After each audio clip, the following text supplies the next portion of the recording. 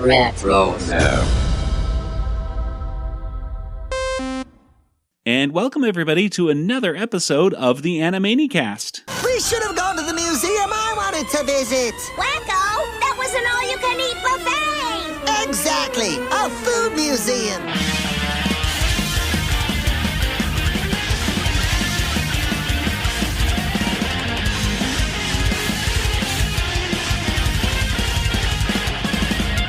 And welcome everybody once again to the Animanicast. This is the podcast that is dedicated to the animated television series Animaniacs, as well as other shows in the Rugerverse, such as Pinky and the Brain, Tiny Toon Adventures, and Freakazoid. And today we are talking about another episode in the Animaniacs Reboot. That's right, we're talking about episode 5 of the second season. We're going to talk about all the cultural references and gags that we want to talk about. And of course, in the end, we're going to give this episode a water tower rating. I am Joey, and joining me once again is my brother Nathan. Beep, bop, boop. And across the country in Georgia, there's Kelly. Hello. Hello, everyone. Well, yes, today we're talking about episode 5 of the second season, and this one features The Warners Are Present, The Pinktator, and Know Your Scroll. Yeah. If someone were to ask you about this episode in just a few words, what would you tell them, Nathan? It is probably the 5th episode. Wait a minute. You can't say that. You said that before. Oh, no. I would say there are cultural references in this episode. There are. And Kelly, what about you? There's a lot of art in it. There is a lot of art. This is very true. Well, I don't know, Nathan. I guess the second question I have. This is a brand new question. When did this episode first premiere? If I got my notes right, I guess it premiered on November 5th. 2021. That's right. You know what that means? We need our November 5th facts theme song. All right. You gotta have facts. You've gotta have facts. It's November 5th. You gotta have facts. Yeah. So Nathan, what's our facts for today? Okay. I have to actually look this. Okay. I was trying to do some things that are kind of reminiscent of the episode. So there are painters, and hey, in 1701, Pietro Longhi was born. He's a Venetian painter and educator. I mean, there's a bunch of painters. I would just Christoph Ludwig Agricola was also born in 1667. I don't know if you know any of these people. No. Kelly, I don't know. I thought maybe I'm you not would know. cultured. Yeah, I was like, I don't know these people, but maybe. There's a segment about dictators. Saddam Hussein, the former president of Iraq, was sentenced to death in the Al-Dajoul trial. So that's kind of depressing. That was in 2006. So that's why they decided to do this date. Oh, okay. There you go. And then in the last episode, they mentioned Tilda Swinton. She was actually born 1960 on November 5th. So and they were saluting her today as well. Yeah, they knew. They're like, well, we'll put it out on November 5th for her birthday. So who were the people that you thought I might know? I was Googling Yayoi Kusama. Pietro Longhi, Christoph Ludwig Agricola. Nothing. That's a delicious. No. That's a Richard. That's a Cosway Russian. I think it's Russian Coca-Cola, isn't it? Yeah, I think so. Yeah. Well, there were some artists that were born on this day. No one I recognized of names, and I was like, it'd be really cool if one of the 6 people that were at the. Oh man! But none of them. I know they missed a chance. They missed their chance. You know, they should have been born that day. Then that would have been the trifecta of direct references to November 5th in each segment. Well, at any rate, let's go and get to the variable verse for today, and it was polyurethane. Polyurethane. And Dot is there with I guess polyurethane wacko, kind of cut out. Yeah. I don't know what else to say about these variable references. Variable verses, I should say. It was there. Yeah. Let's go ahead and move on to the Warners Are Present, I guess.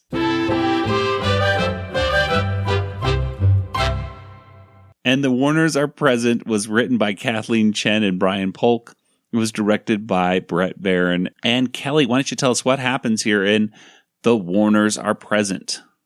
Okay. The Warners are at an art museum. It's a modern art museum, I think is what the sign says. Yes, and the museum, the MoMA, or whatever they want to call it. Yep. And so they're going and looking at a bunch of art. And they keep saying, I don't get it. I don't get it. I don't get it. I don't get it. And there's one piece that literally says, I don't get it. Now that one I get. Then they come across a woman who's just sitting at a table, and I forget what kind of art this is actually called. It's not an installation. What do they call it? Living art or Performance art, maybe? Performance art. Yes, thank you. So she's just sitting at a table, and she'll stare at whomever wants to stare back at her. And so this woman sits across from her and starts talking. And you know how, like, when you come across somebody and they don't really say much and they just listen, you tend to really talk a lot. I hung out with my niece recently, and she's not a big talker, and I just probably divulged way too much information because she just sits there and listens. I'm like, I don't even know why I'm telling her this. She's just sitting there. So, I mean, she's a good listener, but so she's that's cheaper sort of than a therapist. Yeah, well, I still pay for a therapist.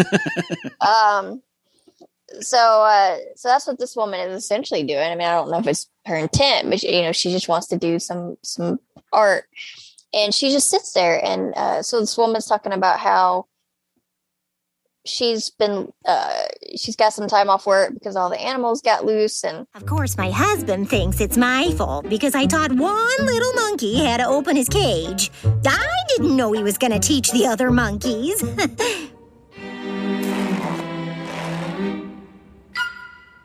Oh, you're right.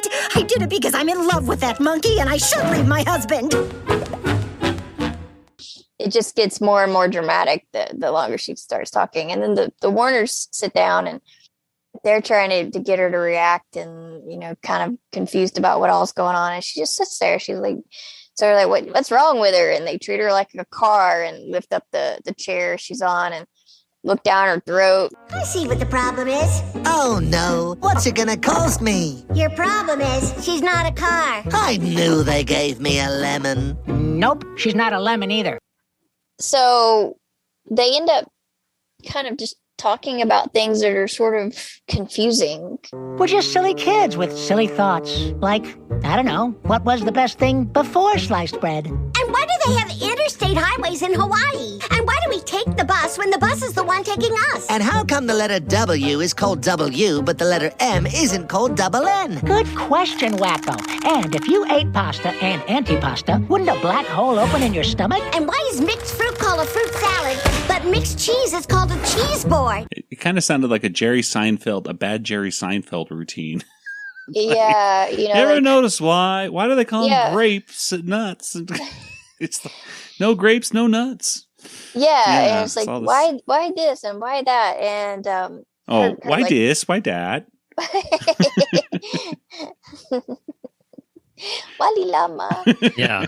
Why are there so many buns and not enough hot dogs? Exactly. They should have inserted that. They should have. That would have won. I would have given all the water tower ratings for that one line. Exactly. If they did all those like lame jokes, but then ended with Yakko's most important question. And just, it's very, very, very, very, very important question. Yeah, if they just ended with that and of course, why is, and just ended with that. And that could have even broken her. But that would have broken me. I mean, the thing that would have been funny. The thing that breaks her is like the Donner Party. Why is that called the Donner Party? And for some reason, that's the one that gets her. Yeah, so she just freaks out. Her eye starts twitching, and then she finally stands up. It's like, yeah, and I don't know why this and why.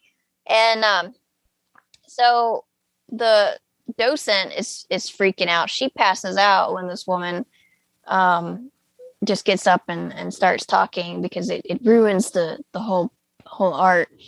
And so they end up getting her out of there and going to get pizza. Eat up, everyone. Ooh. Oh. Yeah, thank you. Do you have any tomato soup? And there's a whole bunch of other artists sitting around there. I recognized Andy Warhol, and I did not recognize, but I know the name of Yayoi Kusama. I actually saw her art a couple years ago at the High Museum. So Vincent Van Gogh's there, and he's having trouble hearing because he doesn't have it. He's missing an ear. I recognize Salvador Dali, and I didn't know Jean-Michel. Is it Jean-Michel Basquiat? Or I can't even pronounce it. Basquiat. Basquiat. Yeah. Yeah, I'm familiar with the name, and I think a piece of his art appears in Luke Cage. Yes. Mortal Kombat? Wait, Luke Cage? No.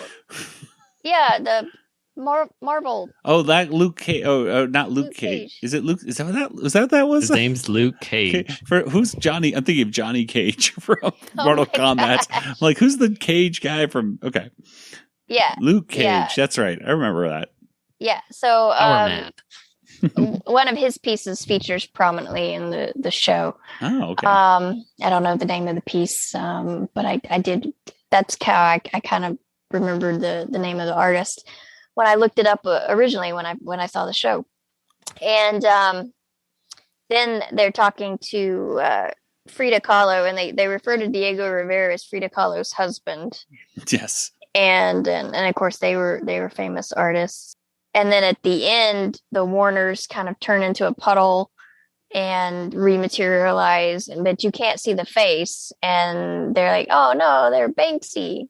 Oh, that's where you're wrong, Frida Kahlo's husband. We're something even more annoying.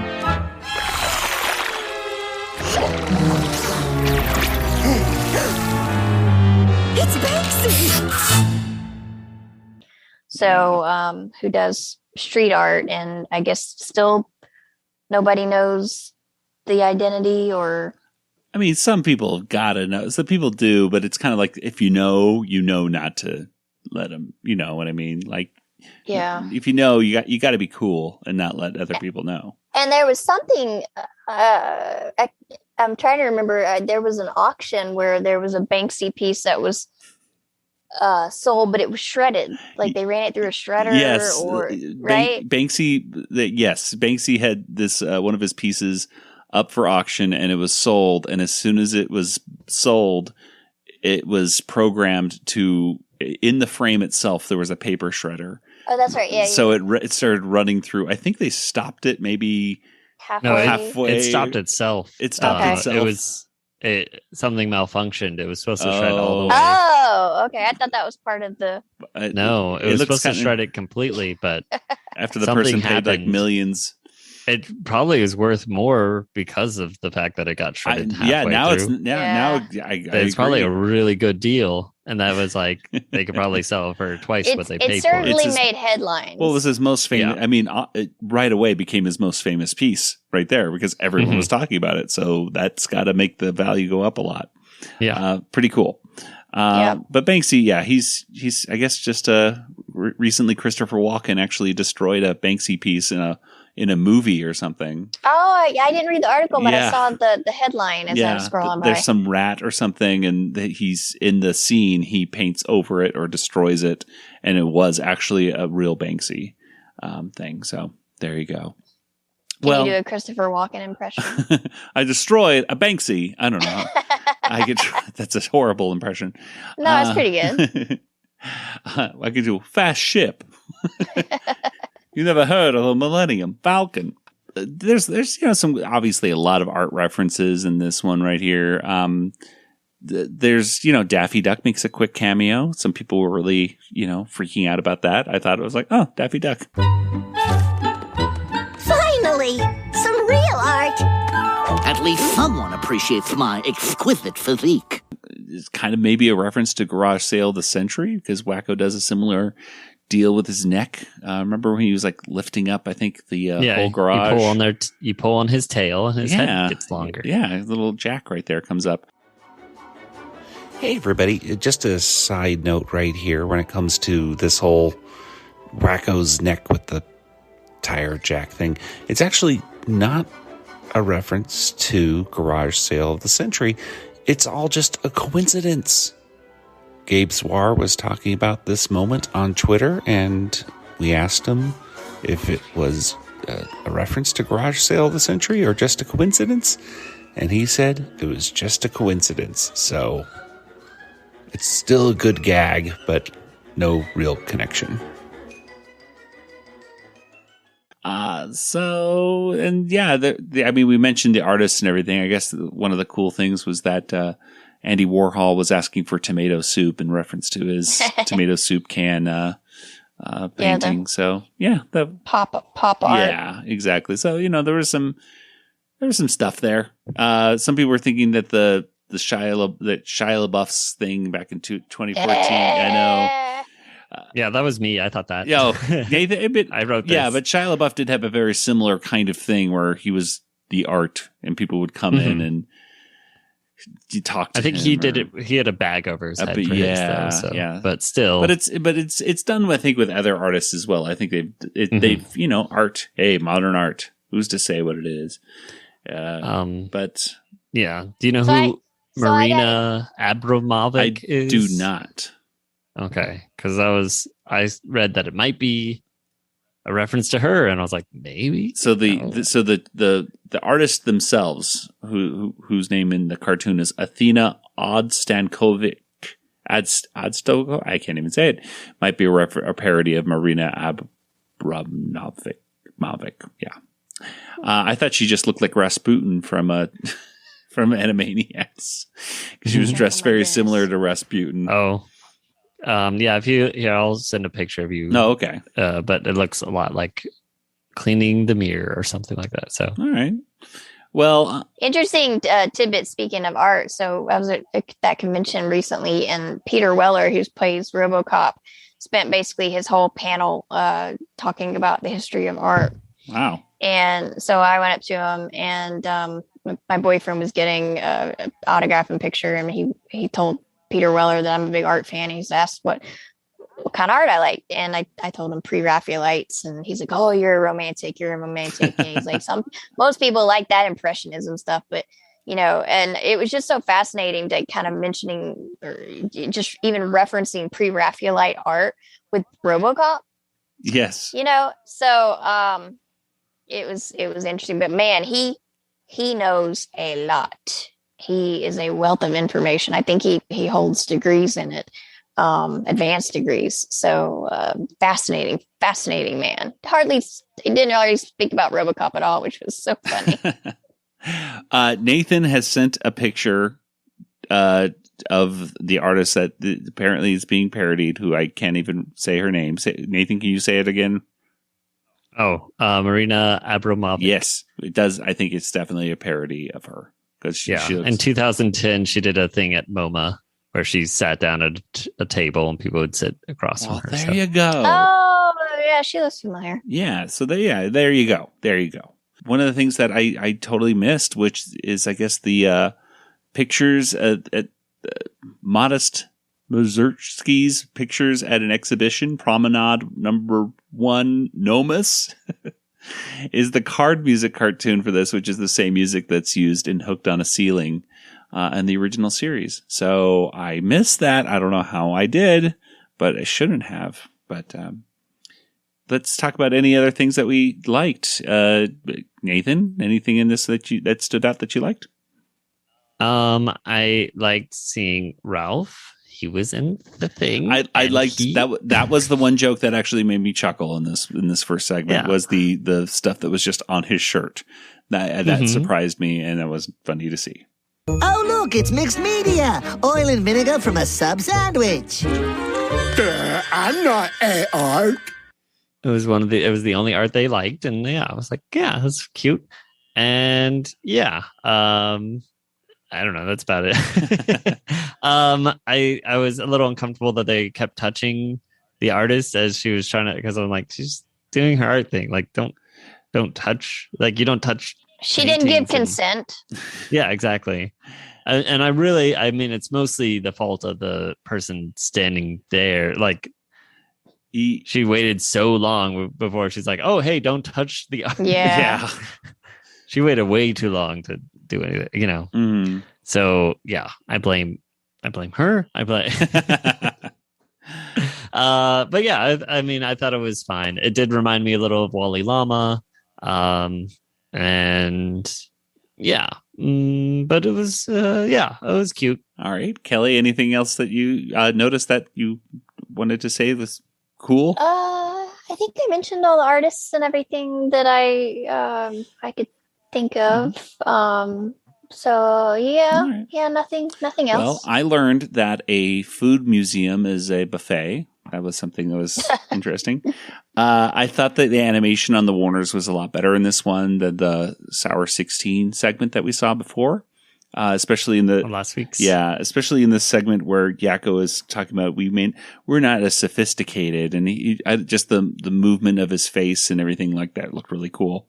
But yeah, there was just some bad stand-up lines in this one. The main thing that kind of bugs me, especially in this episode quite a bit, is that it seems to focus a lot on the people a lot in this Animaniacs Reboot world. And I cannot get over the fact that the people in this show just look weird. They just look weird, and we just have to. I thought they look a lot better this season than they did last season. Yeah. Well, I don't know. It looks. They're not as many jutting teeth and stuff like that, I guess, as they used to be. But I'm still not a fan. But I guess I don't know. There was just some cute things, like I guess with the Warners, like they're like, oh, after you, and they all sit on each other on the chair, and Wacko like kicking Dot and Yakko out at the same time with this weird kind of kick with both legs going out. So there's like small little gags, but just overall the general feel of this one was just like meh for me. I guess let's go ahead and get to the next segment right here, which of course is Pinky and the Brain. They're back. And this is called the Pinktator.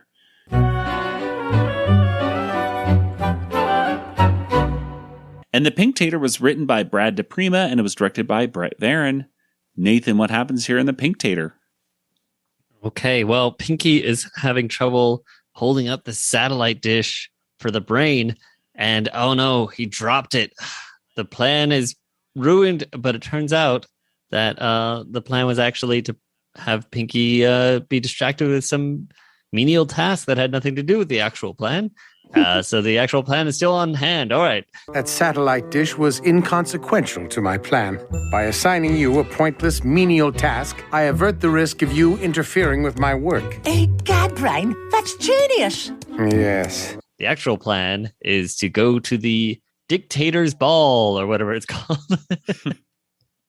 In Albania. Oh, no. Wait, no, that's Brain's new plan. That would have been too convenient. That would have been perfect, right? Yeah. So I don't know. They're going to go off to the dictators' ball, and they're going to find out all the secrets that all the dictators have, and Brain will know them too. So he pretends to be the leader of Albania, and he is President Brain or something. I am Emperor Brain from Albania. I'm sorry, I don't see you on the list. How about Pinky? Why, yes, of course, President Pink O'Shea. Welcome back. Brain has some listening devices that he's going to use to hear what people are saying. So he casually walks over to like Vladimir Putin and some other dictators, and he kind of leaves a recording device after he asks them like, oh, how anyone have any interesting nuclear devices or anything like that? And then he walks away, and then they start talking about how rude this little guy was, and he was a little too tall to be a dictator. To make fun of Kim Jong-un because he's a little short. And Time to hear all your dirty little secrets. Well, for starters, I've been wearing this same Band-Aid for 6 years. Not you, Pinky. Can we take a moment to talk about how rude that guy was? You don't talk politics or world domination at dinner. Everybody knows that. But basically, you don't talk business when you're at these. yeah, you don't talk business while you're at a ball. But they do mention that there will be dictator's dinner later, where everyone will have to bring the most foolish person, and whoever brings the most foolish person will get the prize, which is a nuclear submarine. So Brain's like, hey, I know someone pretty foolish, and that's Pinky. So he decides to bring Pinky to the ball, or not the ball. This is the actual dinner now. So To borrow from the ancients, Fortuna favit fatuus. Fortunate? Oh, no thanks, Brain. I'm still full on cocktail sauce. It means fortune favors fools, Pinky. Are you pondering what I'm pondering? I think so, Brain. But isn't the seashore the worst place to be selling seashells?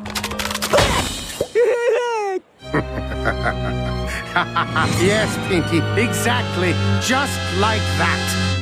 Vladimir Putin is telling everyone to introduce themselves. So Nicolas Maduro introduces himself, and his companion is this guy who's dressed as a robot.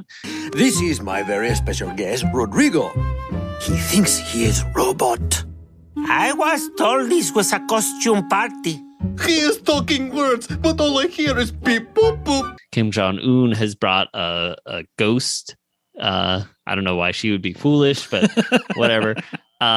Brain brings Pinky, of course. And now here's the thing. He told Pinky earlier in the episode to be quiet and to be mute and just, not make so much of a noise and everything. So then he's trying to get Pinky to do, Pinky stuff, say narf and all those things.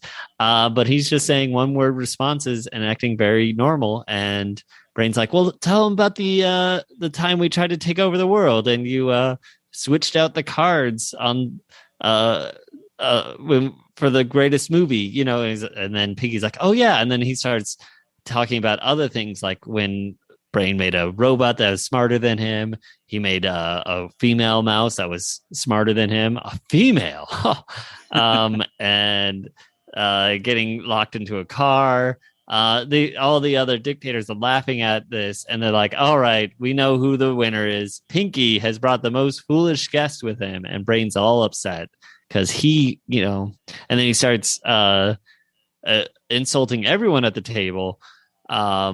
And then there's a whole food fight that breaks out, and then an explosion, I think, and I think the submarine is destroyed, I think, by the end. Yeah, the submarines explodes off of one. There's just a button in there for some reason that it makes the entire sub explode. Oh, look, a pressy circle. Press! Why would they have a button that does that? Why would you have that? Nobody knows. Yeah. But that's pretty. I mean, what do they? And he's just they all sink into the water at the end. Yeah. The end. The end. Well, references in this one. Obviously, we're talking a lot about, dictators. We had Pinky when he comes in I'm Pinky, and you go, oh, Pinochet, which is reference to the dictator Augusto Pinochet. And, of course, they mentioned Saddam Hussein, as you said. And then, of course, we have Nicolas Maduro, Vladimir Putin, and Kim Jong-un, who the Brain has some good, good slams on these dictators right there, which I thought was kind of cool. Ha ha! I find it humorous that you would all mock my plans for world domination when you can't even get it right yourselves. Kim Jong-un, you robbed your country blind, and all you can afford is a $5 haircut. And on that subject, Putin, what's receding faster, your sphere of influence or your hairline? And Maduro, the only thing more inflated than your ego is your currency. Here's 10 million bolivar. Go buy yourself a stick of gum, you mouth breather. That was mean. Possibly a reference to either Dinner for Schmucks or maybe the French version, Le Dîner des Cons, which I'm sure I'm mispronouncing that because my French accent is horrible. I did see Dinner for Schmucks. I don't remember much about it because it was not it's great. Not a very good. It's one of those movies where you're like, everyone in this movie is so good. This movie's going to be good, and it's not so good. But yeah, they also reference, obviously, like the girl from The Ring, which is actually like as a specific kind of like Korean ghost, I believe. It has references to, I'm looking this up right here. Sadako Samara, first introduced in this, is actually a reference to, I'm looking it up. The story of Okiku, who died in a well outside of a castle in Japan, it looks like. So I don't know, but it's The Ring Girl. That movie, I've only seen it once, but that movie stays with you. And I actually did see like the original. I think it's a Japanese movie, Ringu. Yeah, Ringu. Yeah, Ringu, and then there was like Ringu Zero or like a prequel or. Anyway, I saw the original films, and they were freaky too. But man, that when she comes out of the TV, that freaked. I remember seeing that in the theater, and people were screaming. People were when at the climax of that film. Really freaked people out. They were just going, no, like I've never had an experience in a movie theater where people were literally standing up and like they were trying to get out of the theater because they noped out of there. Yeah, exactly. Like people were actually like screaming like, no. And they wanted to leave the theater because I guess they thought it was. Yeah. Horror movies, they don't bother me too much. But that one, it was just unsettling. Yeah. I went to a Comic-Con once, and the person was dressed up as her, and then they actually had a TV set that she had like built and put on wheels, so she could actually crawl on her hands. She was sticking out of it halfway through. It was so great. I have a picture. I'll have to send you it later, Kelly. I love it. Of her. I'm just smiling for the camera, and she's right behind me doing her scary face like she's about to kill me.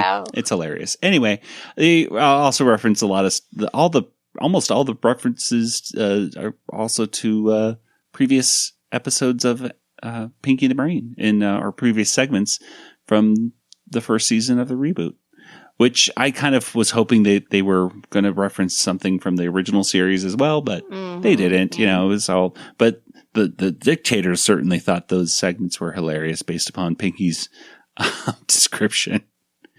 But at any rate, what are some things that you liked in this one? Kelly, anything else stand out for you? The Brain's glasses. I thought he looked really cute in the glasses, and he was just the whole exchange where Pinky was trying to behave himself, and then started sharing stories about Brain. It was just funny. Yeah, Nathan, what about you? I'm glad Vladimir Putin's back.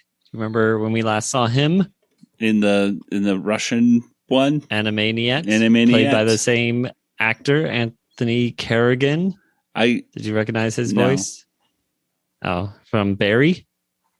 From Barry, I don't know Barry. The HBO show. You never watched Barry? I heard of it. Oh my gosh, you should see Barry, because it's so good. Well, he is a very funny actor, and he's also in like Gotham. If anyone watches that show, but Bill and Ted's Face the Music. I did see that. Yes. Yeah. Okay. Oh, well, he played. Barry. I have seen Barry. Yes. Okay. I was like, I thought you saw Barry. I did. That's why I'm like, I've heard of it. It's No-Ho Hank. Yes. Okay. Yes. Barry is a very funny, dark comedy show. I do Yes, I do like it very much, and the third season is coming out. Yeah, I was just like, when I was hearing his voice, I was like, that sounds like No-Ho Hank. Okay, just like no, I thought Vladimir Putin was actually. I mean, it was fine. It kind of the food fight at the end was kind of a lame way for them to kind of end their meeting, but whatever, I thought Pinky was very funny in the early, when he's falling into the cocktail sauce and things like that. I thought it was funny when Brain's like, you got to be quiet as a mouse. Quieter. I did laugh at Pinky's line when he came out with a dress on, and he was very happy that it came with pockets, because that is something that my wife freaks out about, and she will literally buy almost any dress if it has pockets. Do you love it, Brain? I think it's fun. And it has pockets. She loves pockets in dresses. So I thought Pinky I actually showed that one part of this episode to her today, and she did laugh at it because it's true. Because you gotta get a dress with pockets. Well, let's go ahead and get to the last segment for today, and that's Know Your Scroll.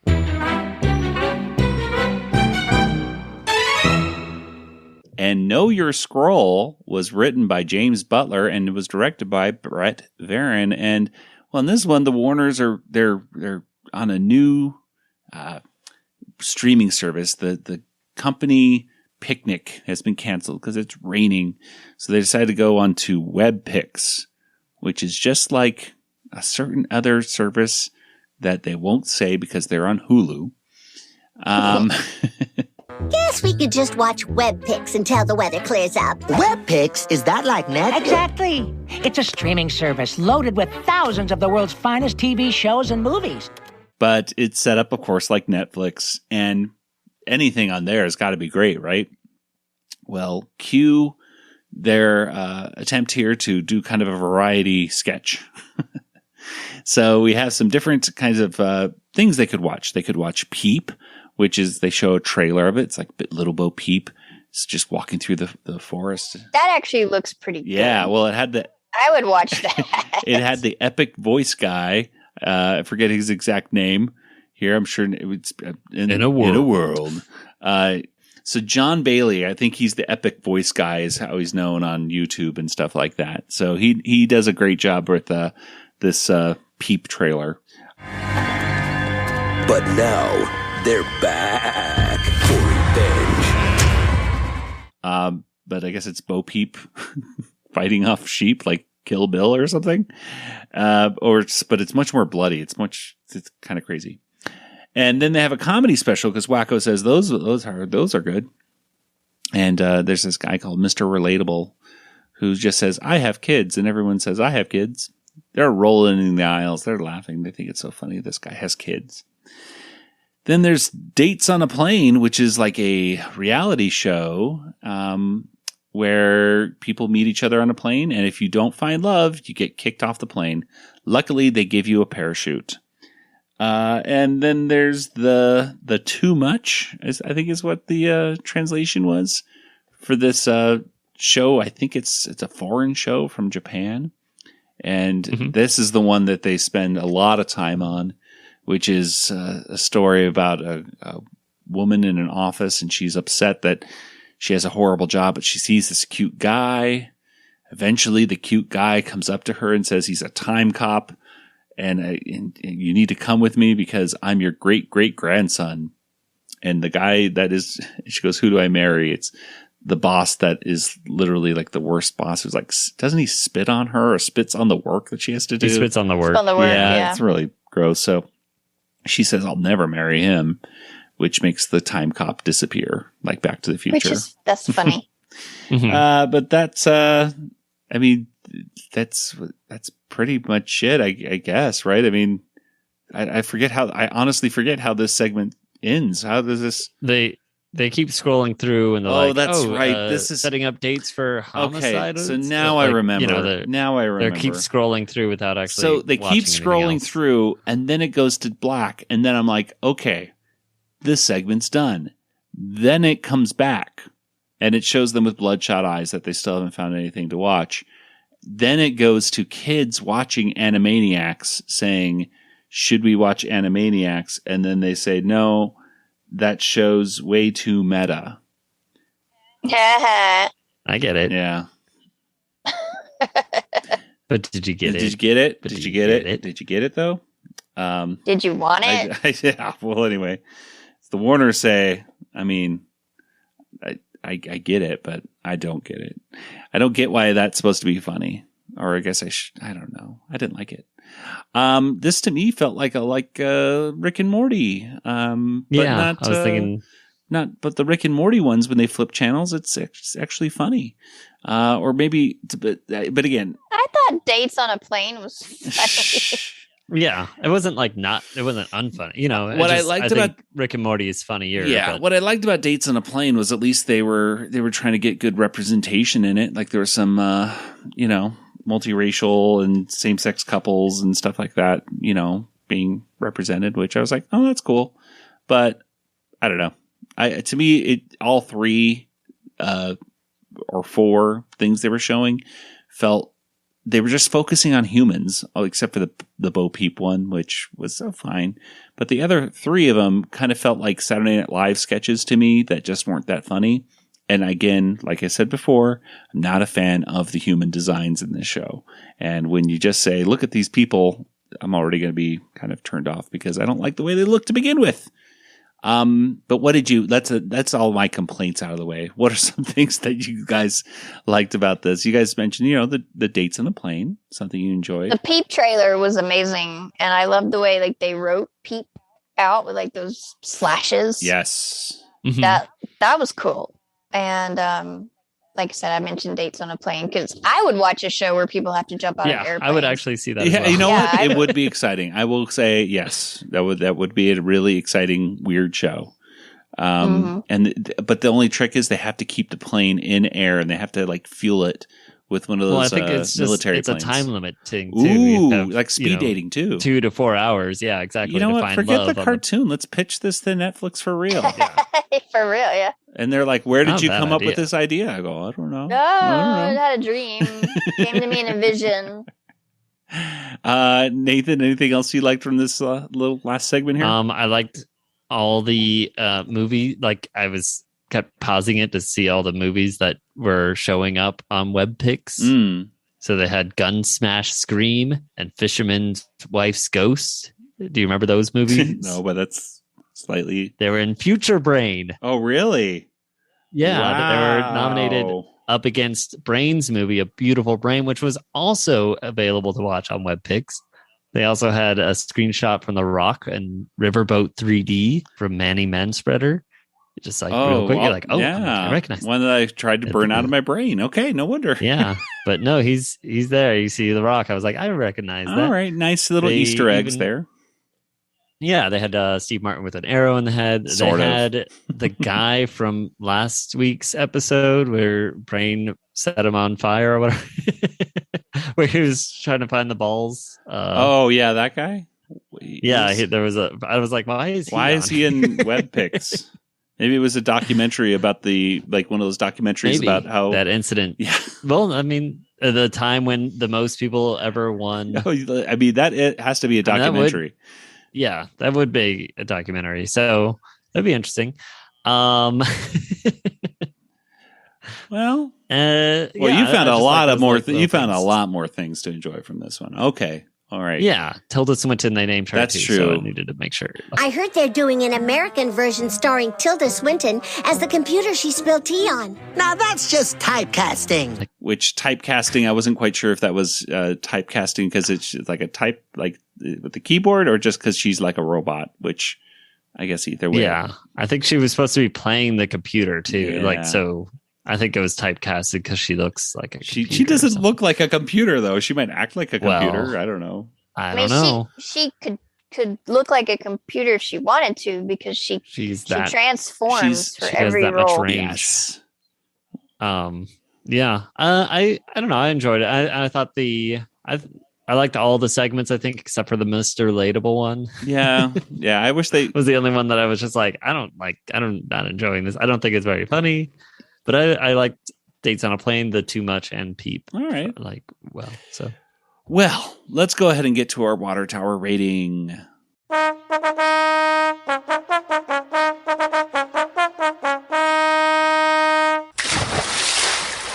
what do you guys think? Out of 5 water towers, how many would you give this episode of Animaniacs?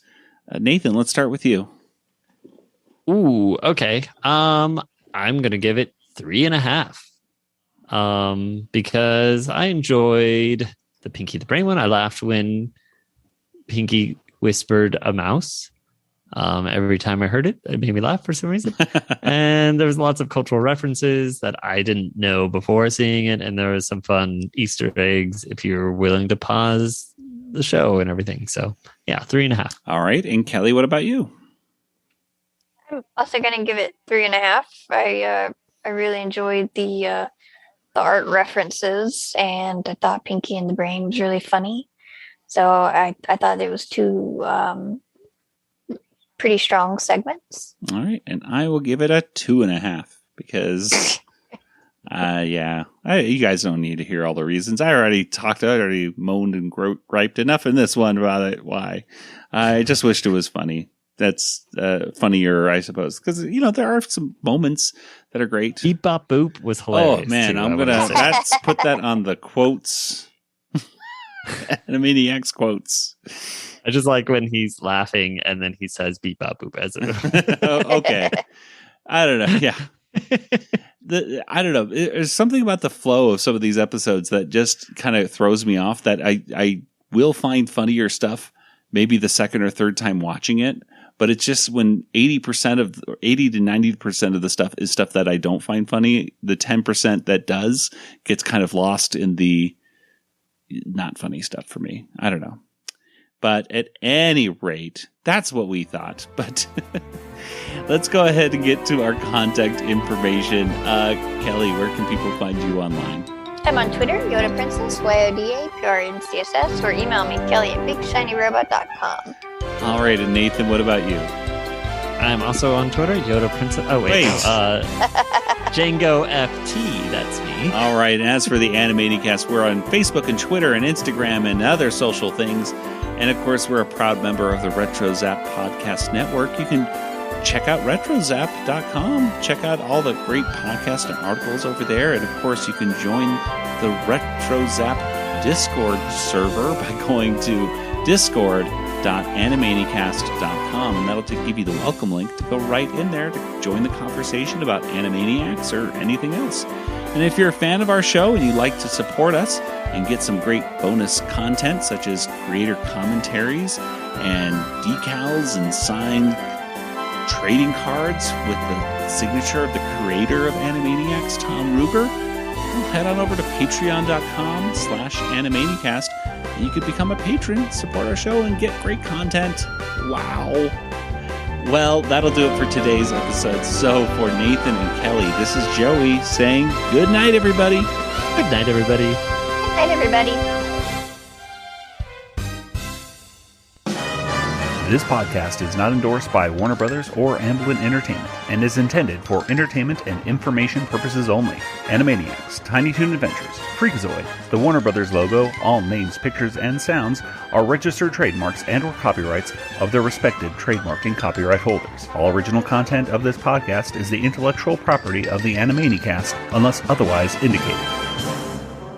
What part of don't attract attention do you not understand? You are to behave and stay as quiet as... A mouse? Quieter.